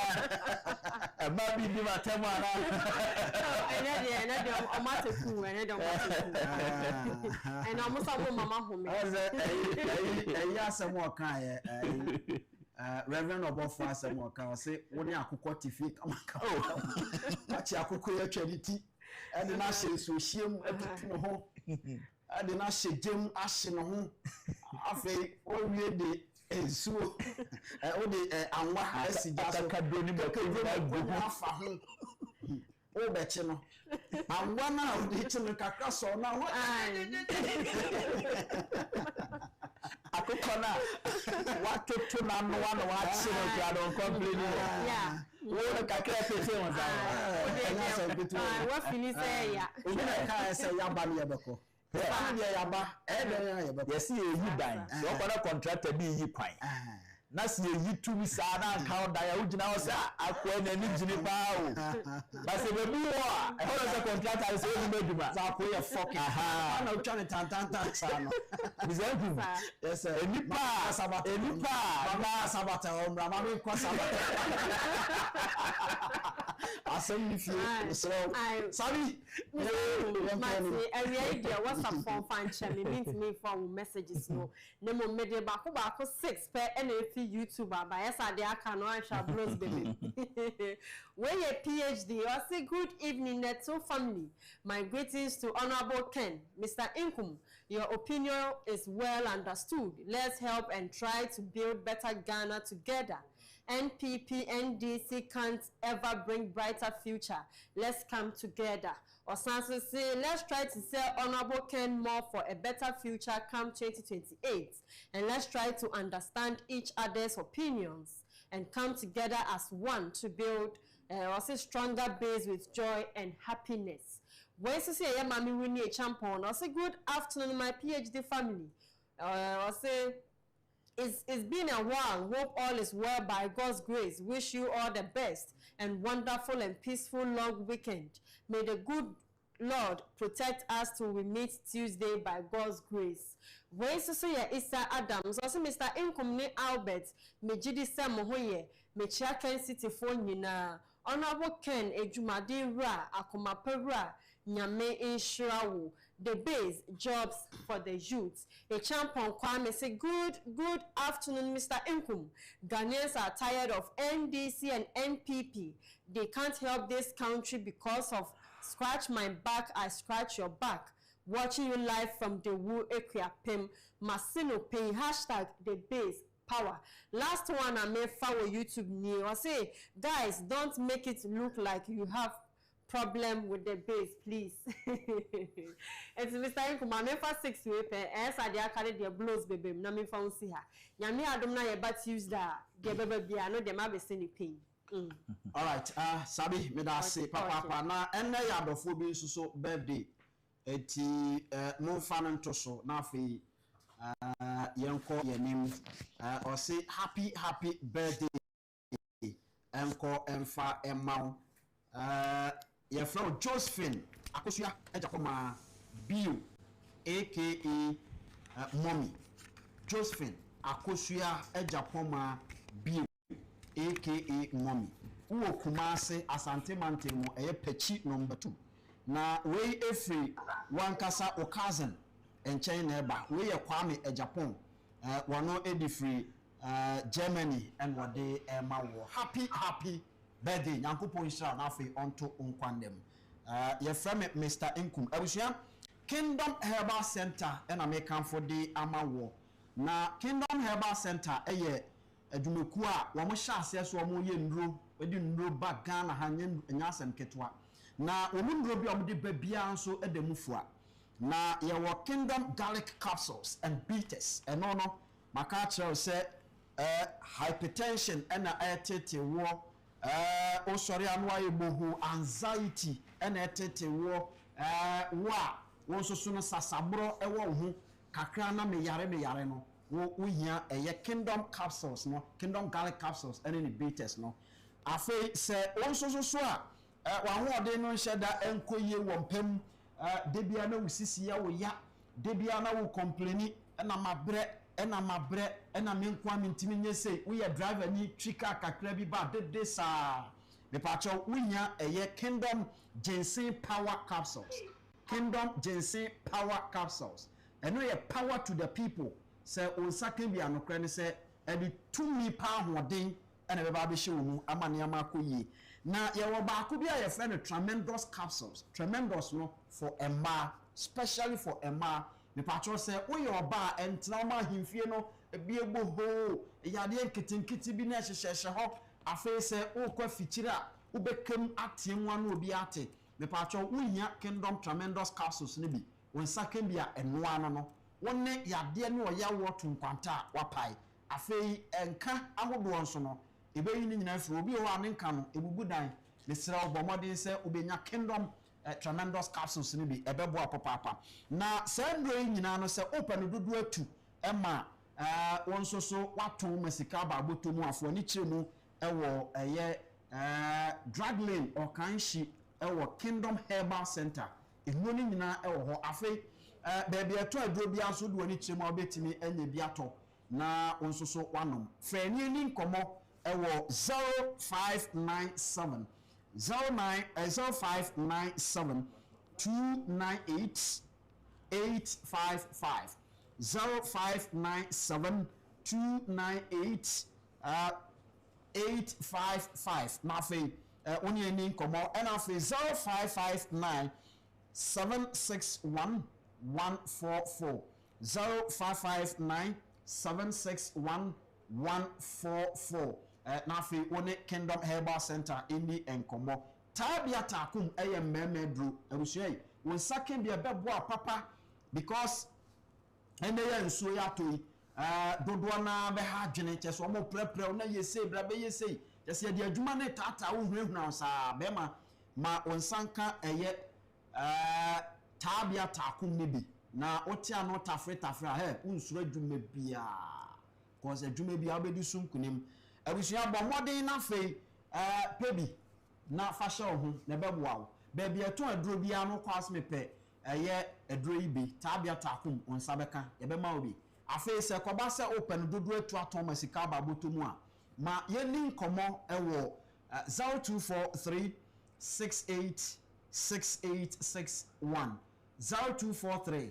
68 6861 na fi one tabia takum empenifo nso eni enkomo yede asi Albert Asmani political za edatin kunwa so ewa ha openi na yankofi yakofi na nze yekodi Easter na Easter ya woka ho aseme ya wonim se abra na Jesus Christ na believe say onko fa asem mbafi ofi Mount Olives na owura Jerusalem no na otiafumu so okay na nkofo ye no Hosanna mommo no se ne amade omontoma se ho kofo yi omo shirt se ho ye de menkenso no egu form ye de palm branches ne ade gu form ye si Yesu nante so wo ye bema mu wachi bema bia ni ho sankofo na na ochena obete so omo ye crucify him bonasemium bisimu fa 4 inches this is 4 so man 6 money yam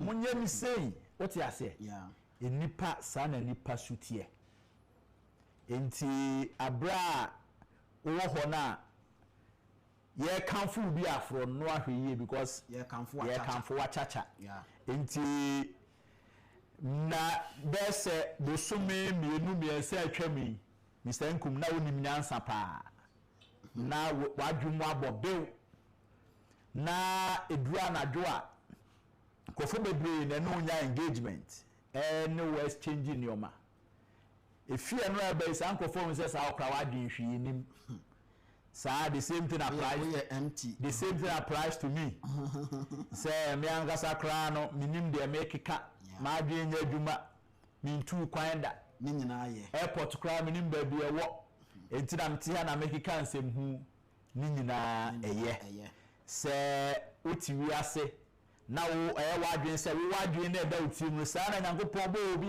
adwen enti se de wo hu ade no sa na ese obi ahu na eye mbobo because you cannot tell me say de Nkum wo be ye wo nioma no sa na ese Albert ye ne nioma sa na ese Amo ye ne nioma but ye shia se nipa as a group enu ntini ye gi adwen na obi ade na adwen abehia Ghana ha ye ti ye obi e friend emrahye bedwam Ghana ha ba bia ye representative baako ana makoshia no mo ye den edwen Ghana ho edru ba bia same side no minority ni kwa ntimi nya diverse views ho na mo ji omo ho atinye the same thing applies to my majority NBC mu tokwatimi sim MPP mu tokwatimi sim but say wo de wa dwen ne say asem bi ba na say obi ene wa anya adwen no ko ha ne bibi na wa jimi de a ye fa ne sa ya de sign ban ho na said ye de sign ba bi ansu nka said ye enkofo sania